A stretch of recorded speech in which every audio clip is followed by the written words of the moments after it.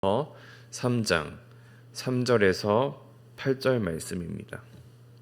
디도서 3장 3절에서 8절 말씀입니다.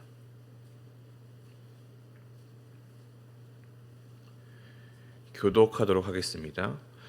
우리도 전에는 어리석은 자요, 순종하지 아니한 자요, 속은 자요, 여러 가지 정욕과 행락의 종노릇한 자요, 악독과 투기를 일삼은 자요, 가증스러운 자요, 피차 미워한 자였으나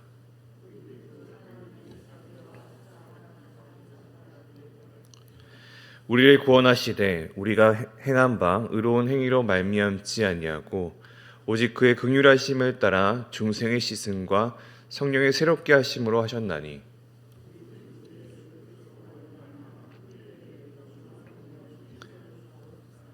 우리로 그의 은혜를 힘입어 의롭다 하심을 얻어 영생의 소망을 따라 상속자가 되게 하려 하심이라. 원하건대 너는 이 여러 것에 대해 굳세게 말하라. 이는 하나님을 믿는 자들로 하여금 조신하여 선한 일에 힘쓰게 하려 함이라. 이것은 아름다우며 사람들에게 유익하니라. 우리는 이제 디도서의 후반부를 바라보고 있습니다. 디도서를 통해서 디도는 목회자 그리고 교회 리더에게 어떻게 살아야 하는지에 대해서 이야기함을 우리가 계속 볼 수가 있습니다. 그리고 1, 2절을 통해서 불의한 세상과 권력에 대한 그리스도인의 태도를 어떻게 해야 되는지, 그 태도를 어떻게 가져야 하는지에 대한 그 권면함을 우리가 볼 수 있습니다. 이제 3, 4절을 통해서 바울은 그 근거, 그 권면의 근거가 어디서 오는지, 왜 우리가 그렇게 살아야 하는지에 대해서 이야기하는 것을 보게 됩니다. 디도는 앞서 2장에서도 추구해야 할 삶의 모습에 대해서 먼저 이야기를 한 다음에 그 뒤에 근거를 이야기를 하고 있는데요. 마찬가지로 오늘 3장 1, 2절에서는 추구해야 할 삶의 모습과 나머지 뒷부분에서 그 근거를 이야기함을 우리가 보게 됩니다. 그렇다면 바울이 이야기한 세상 권력에 대해서 그리스도인들이 어떻게 살아야 하는지에 대한 내용을 우리가 함께 알아보기 원합니다. 일단 어떻게 살아야 되는지에 대해서 그 권면을 바라보기 원하는데 3장 1절, 2절입니다.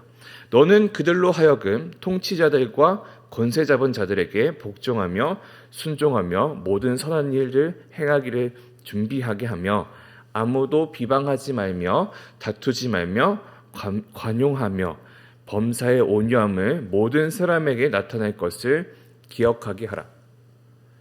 바울이 이야기하는 것은 무엇입니까? 복종과 순종과 선한 일 행함과 비방하지 않는 것과 관용과 온유함을 나타낼 것.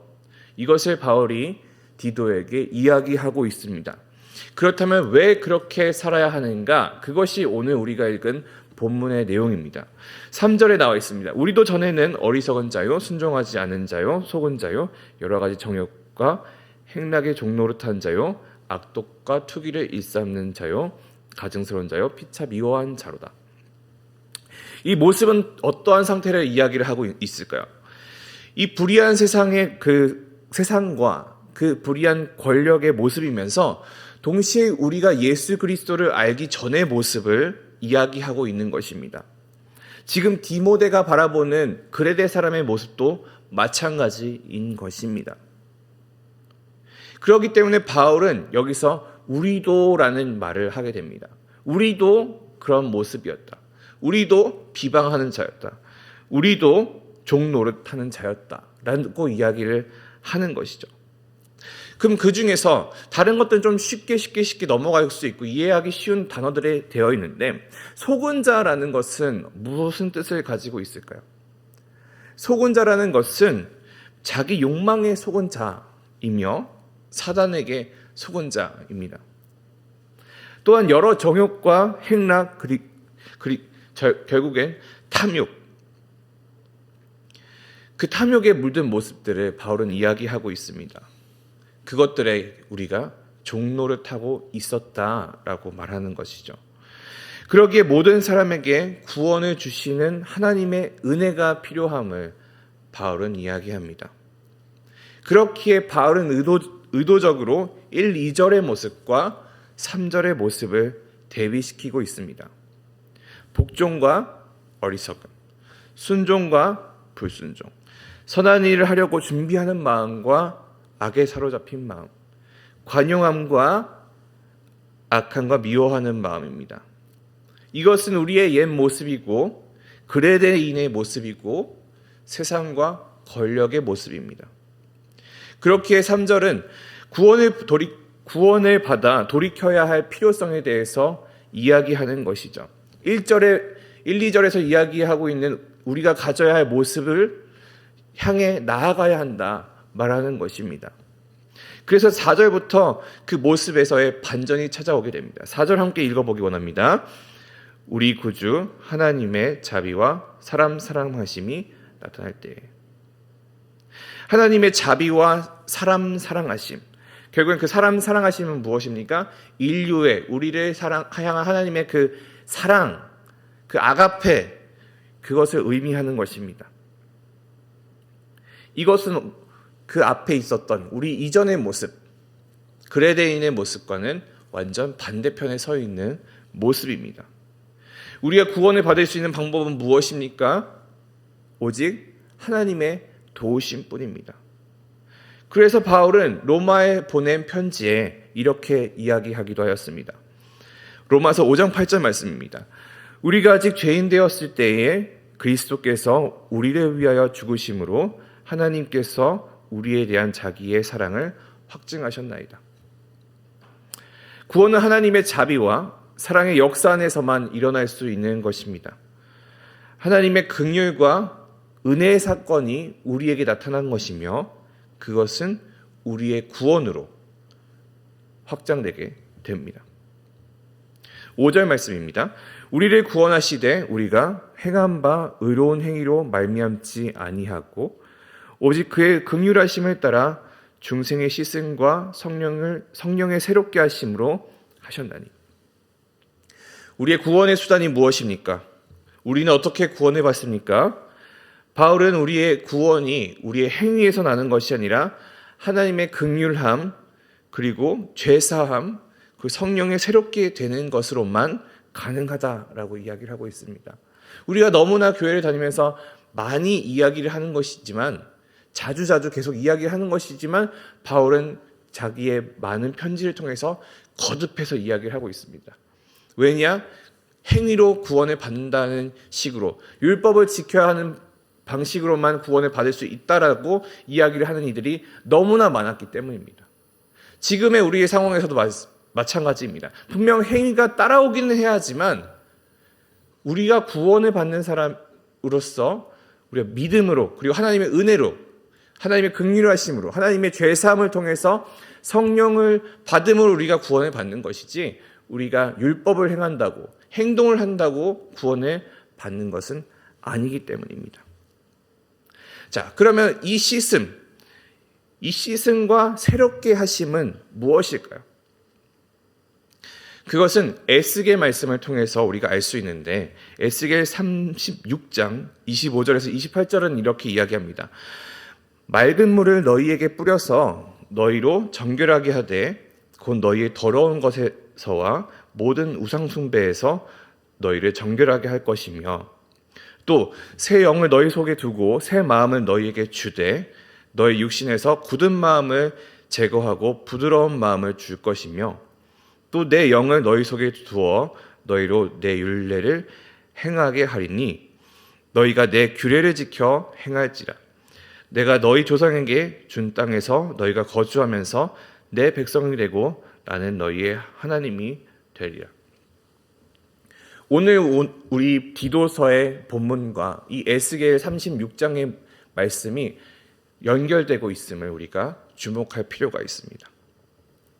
바울이 말하는 이 씻음은 에스겔의 말씀처럼 우리가 더러운 것에서 정결해지며 새로운 마음을 갖게 되는 것입니다. 더 이상 죄의 백성, 우상의 백성으로 사는 것이 아니라 진정한 하나님의 백성이 되는 그것이 우리의 씻음과 새롭게 되는 것입니다. 그래서 이제는 우리가 더 이상 죄의 삶에서 죄의 종으로 살아가는 것이 아니며, 이제는 우리가 강팍한 마음, 단단한 마음을 가지며 사는 것이 아니라 부드러운 마음을 살게 되는 것, 그것이 이 에스겔서가 이야기하고 그것을 인용하는 바울이 이야기하는 시승과 새롭게 됨입니다. 하나님의 백성으로서 우리의 삶과 우리의 시선과 우리의 세계관이 바뀌게 되는 것이 시승과 새롭게 됨입니다. 그럼 이 성령은 우리에게 어떻게 주어집니까? 6절과 7절입니다. 우리 구주 예수 그리스도로 말미암아 우리에게 그 성령을 풍성히 부어주사 우리로 그의 은혜를 힘입어 의롭다 하심을 얻어 영생의 소망을 따라 상속자가 되게 하려 하심이라. 바울은 구원이 어떻게 주어지는지를 이야기합니다. 바울은 구원이 예수 그리스도를 통해 성령으로 부어짐을 통해 얻어진다 이야기합니다. 그리고 은혜로 주어진다라는 것을 우리가 볼 수 있습니다.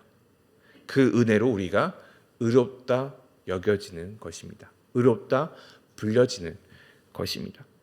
그리고 그 구원의 은혜로 우리는 영생의 소망을 얻고 상속자가 됩니다. 그럼 그 상속자는 무엇을 상속을 받는 것일까요? 하나님의 유업을 상속받는 것입니다. 하나님 나라의 백성이 되는 것이죠. 따라서 디도가 이야기하고 있는 너희가 따라야 할 것은 이 생의 자랑, 세상의 부와 권력을 쫓는 것이 아니라 하나님 나라의 유업을 받을 자로서 구원을 쫓는 자, 그런 사람이 되어야 할 것을 바울은 이야기하는 것이죠.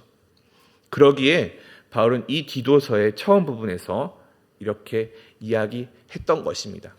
디도서 1장 1절에 2절에 보면 이렇게 나와 있습니다. 하나님의 종이여 예수 그리스도의 사도인 나 바울이 사도된 것은 하나님이 택하신 믿음과 경건함에 속한 진리의 지식과 영생의 소망을 위함이라. 그리고 이 영생은 거짓이 없으신 하나님의 영원전부터 약속하신 것인데, 바울은 이 편지의 목적을 다시금 상기시키고 있습니다. 내가 이 편지를 왜 썼느냐? 영생의 소망을 너희에게 가져야 한다라는 걸 가르쳐주기 위함입니다. 그리고 이 소망의 내용이 무엇이며 구체적으로 어떻게 살아야 하는지는 오늘의 본문에서 이야기를 하는 것이죠. 이제 바울은 마지막 권면을 하게 됩니다. 8절입니다. 이 말이 미쁘도다.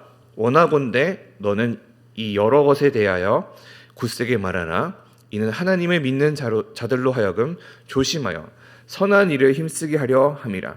이것은 아름다우며 사람들에게 유익하니라. 미쁘다는 말이 무슨 뜻인가요? 믿을만하다라는 뜻입니다. 이 믿음직한 말씀은 바른 교훈은 우리가 선한 일을 하도록 힘쓰게 합니다. 이 일은 아름다운 것이며 이 아름다움은 하나님의 선하신 성품을 성도의 삶과 인격을 통해 드러나게 하는 것입니다.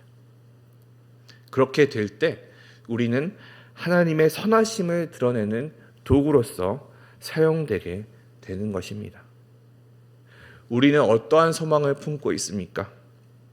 오늘 이 자리에 기도하기 위해서 나온 여러분들은 어떠한 소망을 가지고 이 자리에 나오셨습니까? 내가 잘 되고 우리 가족이 잘 되고 건강하고 잘나길 바라는 그런 마음에서 오신 것이 아닐까 생각해 보기도 합니다. 저도 마찬가지입니다.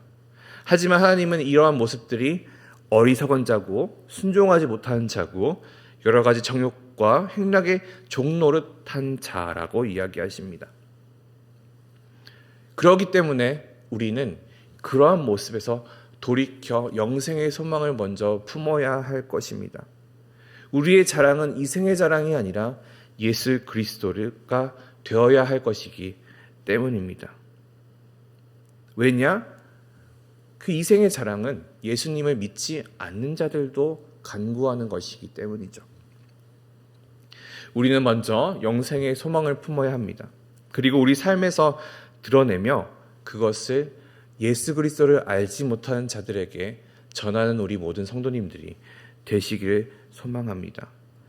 왜냐? 우리가 하나님 나라의 기업을 유산으로 받을 그 하나님께 유익이 되는 자가 될 것이기 때문입니다. 그러한 은혜가 함께하기를 소망합니다. 기도하시겠습니다. 살아계신 아버지 하나님, 하나님께서 우리에게 디도서의 말씀을 통하여 어떻게 이 세상에서 살아야 할지를 알게 하셨습니다. 하나님, 우리가 영생의 소망을 갖는 자 되기 원합니다. 우리의 삶이 하나님을 향하며 이 세상의 것을 간구하는 자가 아니게 되기를 소망합니다. 그렇게 살아가기를 소망합니다. 먼저 하나님의 나라와 그 하나님의 뜻이 우리의 삶 안에서 이루어지도록 간구하게 하는 자 되게 하여 주시옵소서. 우리의 연약함을 하나님께서 아시오니 우리와 함께 하시고 우리가 더욱더 그 믿음의 싸움을 싸워 나아갈 수 있는 우리 모든 성도님들 될 수 있도록 주님 인도하여 주시옵소서. 이 새벽 제단에 나온 모든 지체들과 함께하여 주시고 그 간구하는 기도 안에서 하나님의 은혜가 풍성하게 넘쳐날 수 있도록 주님 인도하여 주시옵소서.